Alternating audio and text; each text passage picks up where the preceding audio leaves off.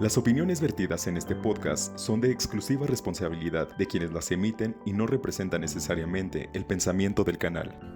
Bienvenidas y bienvenidos a otro programa de Revolución de las Conciencias aquí en el Sistema Michoacano de Radio y Televisión. Yo estoy muy contenta en este momento de recibir a una amiga con quien tuve la fortuna de caminar hace algunos meses en uno de los procesos más importantes que hemos tenido históricamente las feministas en este país. Y bueno, pues sin más preámbulos ni tampoco para llevarme tanto tiempo porque luego nos come el tiempo, Vane Díaz, muy bienvenida seas a este programa gracias. Revolución de las Conciencias. Y bueno, Vane estudió también Derecho, al igual que yo, en la Universidad Michoacana de San Nicolás de Hidalgo. Ella también ha estado estudiando Hacienda Pública Municipal, has estado estudiando Contabilidad Gubernamental, Responsabilidades Administrativas, lo cual me parece un tema muy interesante y que todavía nos falta mucho por crecer en ese sentido. Has estado estudiando también Auditoría Gubernamental, Transparencia, Acceso a la Información y Protección de Datos Personales. Has estado también en el Sistema Anticorrupción, bueno, ha estudiado el Sistema Anticorrupción, ¿no? Y bueno, pues eres capacitadora en diferentes temas electorales, que fue donde tuve la fortuna de conocer a Vane, y que al final, bueno, pues somos mujeres que estamos buscando incidir con los estudios en los que nos hemos estado preparando. Vane, tú también ya estás por ser maestra. Sí. Eso me encanta, que las mujeres nos estamos preparando para pues construir un país mejor, una ciudadanía más fortalecida, y yo estoy muy contenta de que estés conmigo en este momento aquí en el Sistema Michoacano de Radio y Televisión. Bienvenida, Vane. Muchas gracias, chiquillos. Es inmerecido tus palabras. Eso, no digas muchas eso. Gracias por pues, tu recibimiento. Vane, fíjate que el otro día que estábamos platicando, me encantó mucho que este tema lo vamos a abordar desde el feminismo y la corrupción. Y bueno, ahorita antes de entrar ya de lleno al programa, platicábamos un poco de todo lo que conlleva la corrupción, que es todos estos actos que también la ciudadanía genera, pero que también pues hemos tenido un sistema, ¿no? Que hemos normalizado estos hechos de darle una mochada a alguien para tener un servicio público decente o para lograr pues salirnos a veces con la nuestra. Pero Vane, ¿qué es la corrupción?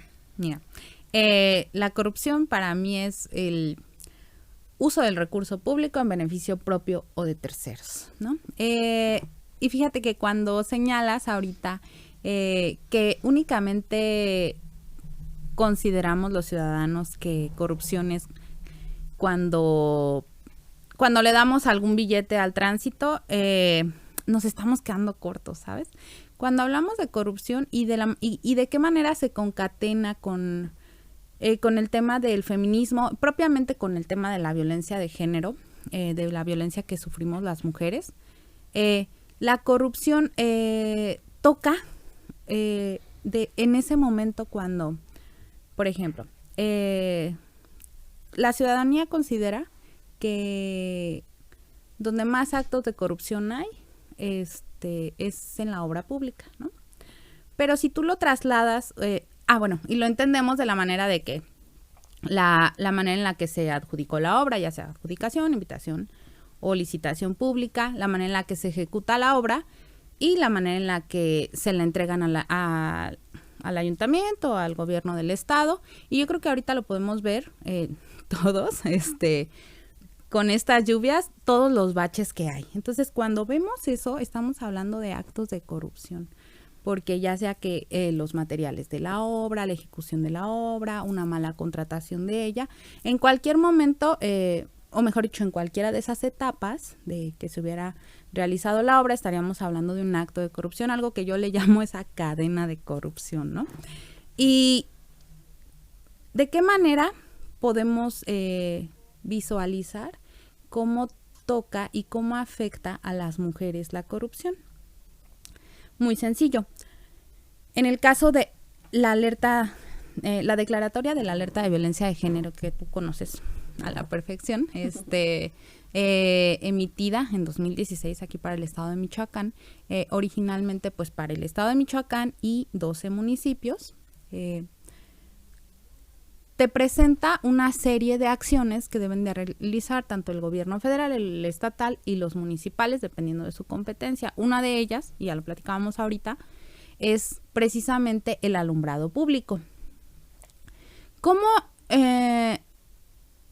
incide el hecho de que haya un correcto, preciso y óptimo servicio de alumbrado público que es del ámbito municipal? ¿Cómo le pega a las mujeres? ¿Y cómo le pega en delitos, ¿no? Que puedan cometerse? Bueno, lo que nos dice la declaratoria es que a un mejor alumbrado público, y hay estudios sobre esto, a un mejor alumbrado y un correcto alumbrado y óptimo, en óptimas condiciones, disminuye el número de violaciones hacia las mujeres. Entonces te das cuenta que hablar del tema de la alerta, hablar del tema de esa pequeña acción, que pudiéramos verla como algo pequeño cuando dices, pues que haya alumbrado, pues eso no es tan complicado, ¿no? ¿Cómo no hacerlo? Y aquí es súper importante, cómo el no hacerlo le pega a la vida de las mujeres. Entonces, aquí cuando yo les hablo del no hacer, también quisiera comentarlo, la naturaleza de la conducta del servidor público. A partir de la reforma constitucional y la publicación de las 7 leyes en materia de responsabilidades administrativas en 2016 y posterior en 2017 aquí en Michoacán, se persiguen dos cosas, cosa que a diferencia de la ley anterior, únicamente se perseguía la acción cuando hacías algo mal como servidor público. Uh-huh. A partir de estas reformas, la ley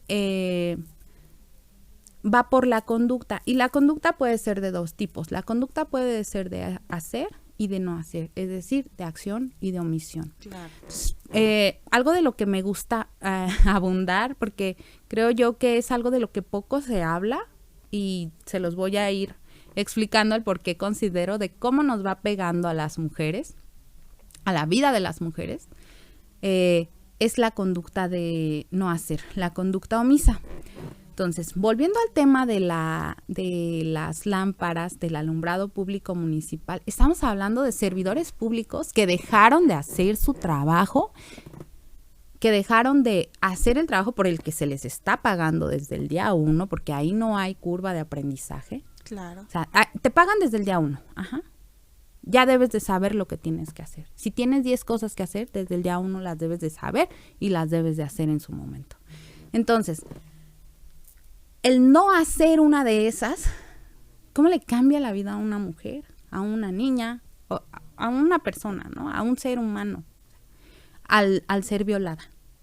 ¿Por qué? Porque un servidor público no hizo su trabajo y no tiene, a lo mejor, no tiene el censo del número de impacto, ¿no? Que se va a tener para sí, y el número la de lámpara. Exactamente, o sea, y el número de luminarias que hay en la ciudad, el número de luminarias que están en mal estado o donde faltan, y lo vemos aquí.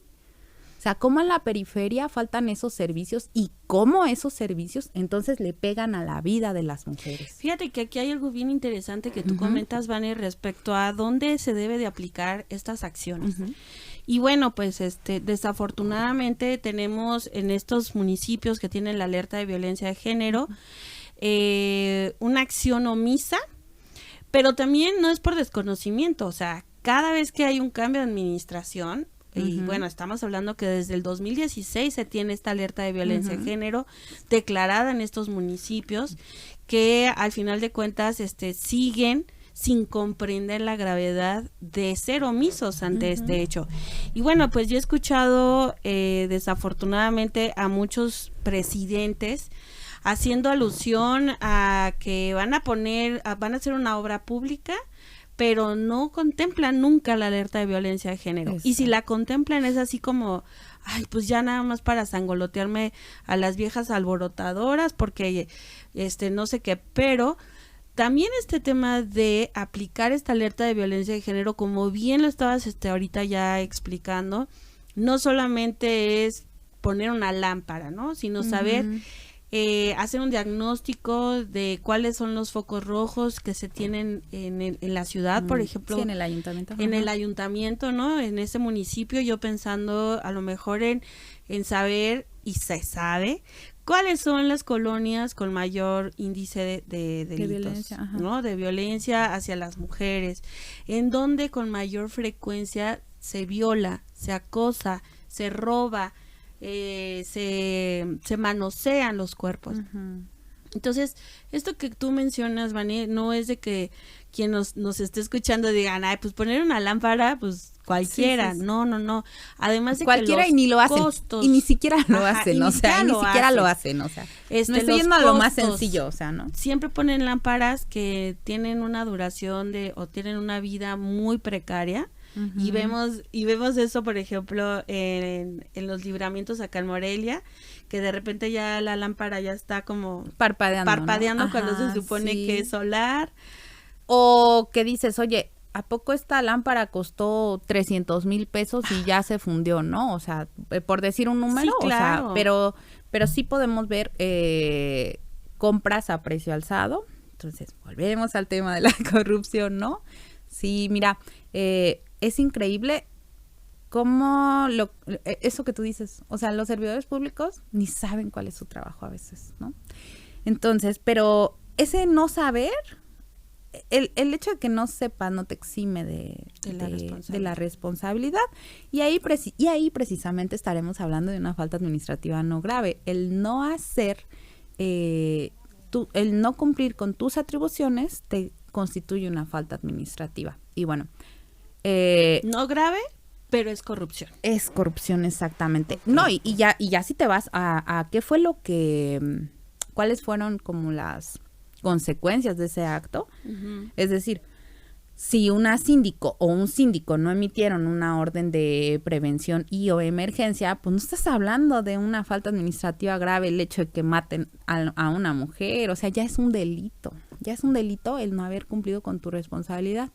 Fíjate que en la Ley General de Acceso de las Mujeres a una Vida Libre de Violencia, ahí te señala quiénes son las personas que dentro de los gobiernos, las que son las obligadas de otorgar estas medidas y de manera inmediata. Es decir, cualquier mujer, y así lo digo así como comercial, ¿no? Cualquier mujer que esté viviendo una situación de esta índole puede solicitar de manera respetuosa, es más, hasta escrito a mano, y tú lo sabes, digo, tú eres abogada, sí, o sea, o llegar a la autoridad por petición de voz, porque también es un derecho a la manifestación. Y te lo tiene que otorgar el ayuntamiento de manera inmediata. Así lo señala la ley. Sí, no es algo que tú estés inventándote. Ajá, no.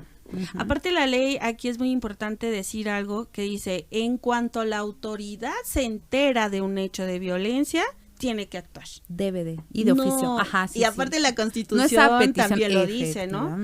Porque la autoridad tiene que garantizar ese derecho humano.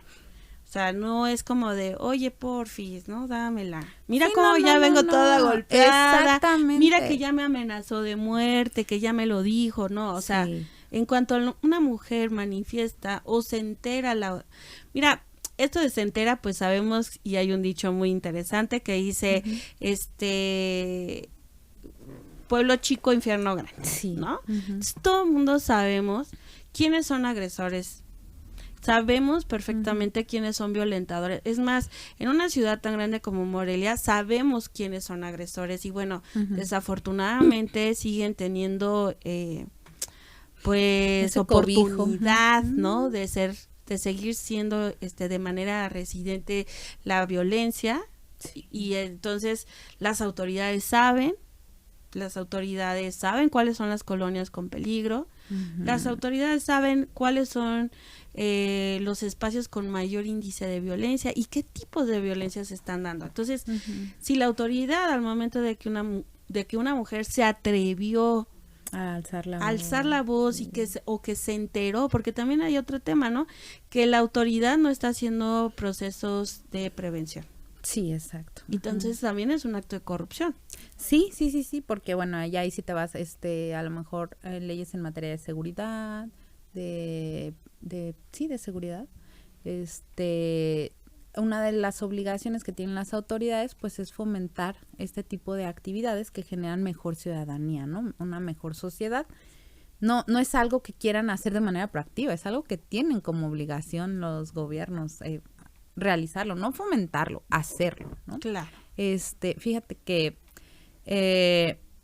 es importante cuando dices que cuando una mujer se anima, porque creo yo que hay mucho miedo. Bueno, sí, pues miedo, ¿no? Por parte de las mujeres. Una, que no te crean. Dos, algo que también vemos, que no pasa nada, ¿no? Porque estamos también en un sistema que sigue cobijando a los agresores, ¿no? Y que lo hacen de manera a veces hasta institucional, ¿no? Entonces, ¿cómo?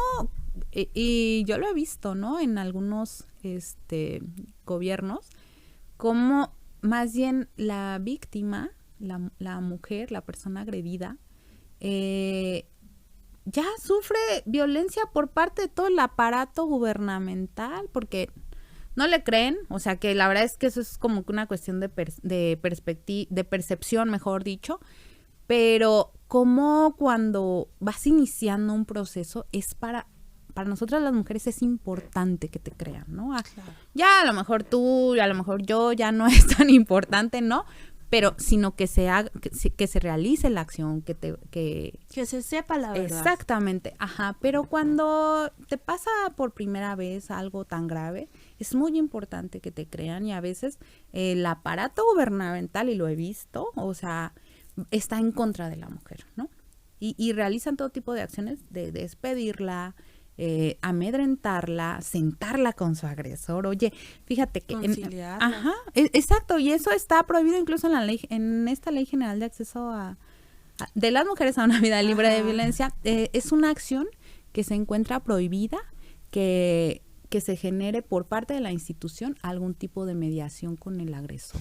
Fíjate, pero el aparato, bueno, todos los aparatos de justicia, llámese Fiscalía, llámese SEAP, llámese Poder Judicial, llegan a hacer este tipo de conciliaciones a pesar de que la ley así lo estipula, y sin embargo siguen mandando citatorios amedrentando a la usuaria de que si no se aparece o si no se apersona en ese espacio, también habrá consecuencias jurídicas en su contra. Entonces, ¿qué es más importante, Van, en este tema, y por qué la corrupción sigue siendo uno de los factores tan invisibles o tan normalizados en estos espacios? Porque tú bien lo decías, la ley, una ley general, que además esta ley proviene de una convención internacional que avala la no discriminación contra las mujeres y que fomenta que los estados que firman esta convención realmente hagan todo lo posible, políticas públicas,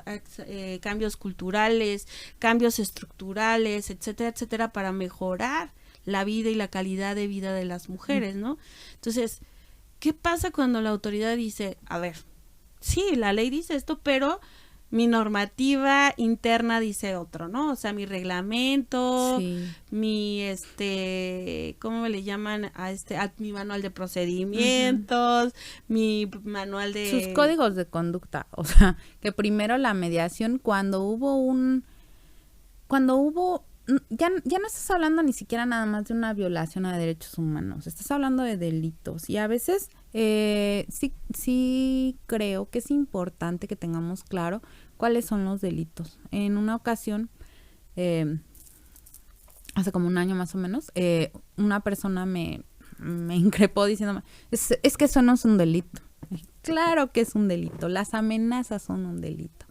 Pero a veces nosotras las mujeres pues no sabemos, ¿no? Y digo, también no todas las personas tendríamos por qué conocer el código, ¿no? El código penal, pero sí es importante que nos vayamos educando, además de deconstruirnos, irnos educando, pues con la verdad, ¿no? Porque también este bombardeo de información que a veces tenemos en las redes sociales, es parte de que no sabemos si es un delito, una violación a derechos humanos, una falta, pero saber que está mal, o sea, y acudir a lo mejor con alguna persona pues que creamos que nos puede orientar un poquito más.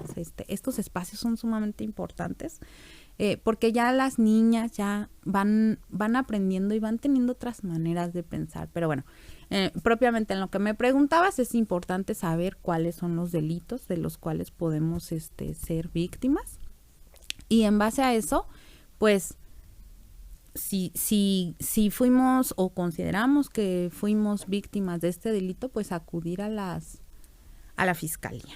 En el caso de las instituciones, ellos promueven mucho, lamentablemente, que antes de que una víctima vaya a la fiscalía, se arregle de manera interna. Cuando te faltaron al respeto, cuando te tocaron el cuerpo, cuando te hicieron algún insulto, ya sea acoso laboral, acoso sexual, abuso sexual, que ya estás hablando de delitos. O sea, la secretaría, la dependencia, la institución no tendría por qué sabes que eso es materia penal. Ajá. Uh-huh. No es de que, vamos a sentarte con tu director y te va a pedir una disculpa pública. Perdón, eso es un delito. O sea, eso es un delito y no hay más, ¿sabes? Claro. Independientemente de que la institución, porque pudiera perseguirse por 2 vías, por supuesto que sí, porque estás hablando de un servidor público, te vas por la materia administrativa, el procedimiento de responsabilidades administrativos, que lo inhabiliten, que lo amonesten, que la sanción a la que sea acreedor, y además la materia penal. Y ahí, por ejemplo, Vane, en esta cuestión de irte por esas 2 vías, Uh-huh. cuando la autoridad se entera de un hecho que es materia Uh-huh. administrativa, pero también es materia penal, ¿quién tiene la responsabilidad de dar parte? Porque la víctima está sola, la víctima a veces no sabe ni qué onda. ¿Le tocaría a la víctima o le tocaría a la misma institución donde se generaron estos delitos? Estos hechos, sí. Uh-huh. Hacer de conocimiento a la autoridad pertinente. Sí, y te lo platico con la ley, o sea, hablando en la ley de responsabilidades administrativas y también, bueno, la ley de responsabilidades administrativas norma todos los órganos de control, propiamente los órganos de control municipales, además de la ley de responsabilidades, la general y la local, también tienen la ley orgánica municipal, que también le da sus propias atribuciones, y en el estado la ley orgánica de la administración pública estatal.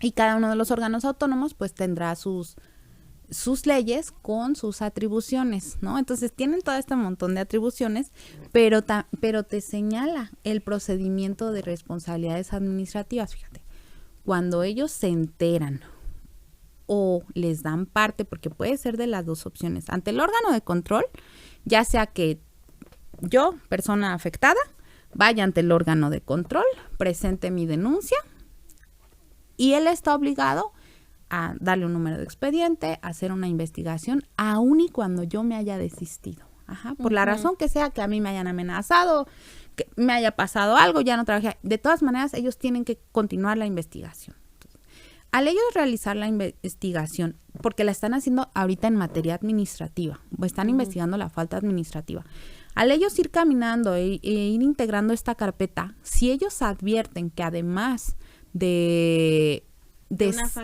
ser una falta administrativa,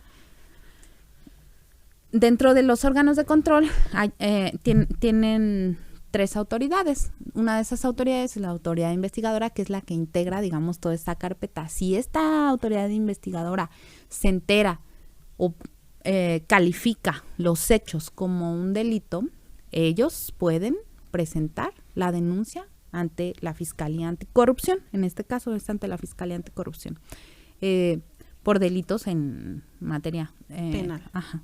Sí, exacto, en materia penal, pero que sea en materia anticorrupción, ¿no? Bueno, y también, si pudiera ser que se vayan por la materia penal cuando son cuando fueran delitos, y cuando son faltas administrativas, si son no graves, ellos la substancian ahí y ellos la sancionan dentro de los órganos de control. Cuando ellos califiquen que es una falta administrativa grave, se van directamente al Tribunal de Justicia Administrativa. Híjole, Vane, es todo un tema esto que tú nos estás abordando, la verdad es que tenemos 5 minutos ya para terminar el programa, pero pues no quiero que esto quede aquí, invitarte a seguir hablando de este tema, porque además la ciudadanía tenemos que estar preparadas, entenderlo, todo esto que tú el día de hoy nos regalaste con tu conocimiento, y que además pues yo coincido mucho en esta parte, Vane, de que los servidores y las servidoras públicas todavía nos queda mucho trabajo, mucho camino que recorrer, sobre todo quienes realmente tenemos el espíritu de servir. Sí. Y entonces, Vane, en 5 minutos, bueno, menos, ya te robé un minuto, ¿tú qué consideras que nos falta todavía por construir a quienes estamos en el servicio público? Aprender, compromiso, integridad, ética. Eso nos falta porque yo he escuchado lo que te decía hace rato, ¿no? Cuando entran a trabajar a algún lugar, es ir aprendiendo sobre la marcha.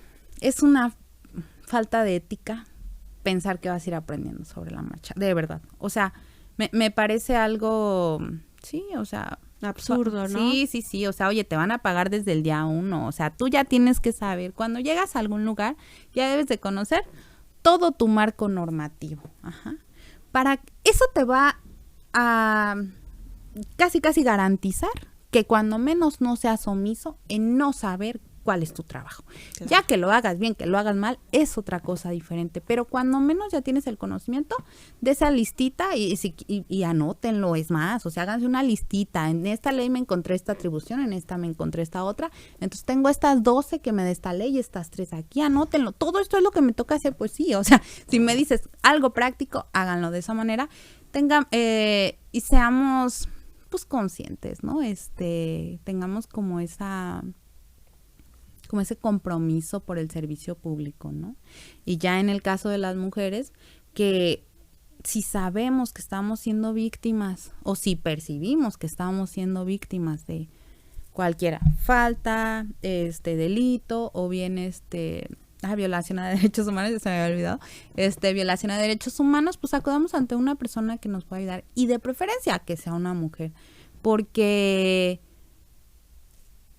la manera en la que las mujeres nos arropamos, nos acogemos, es algo que te da una gran seguridad.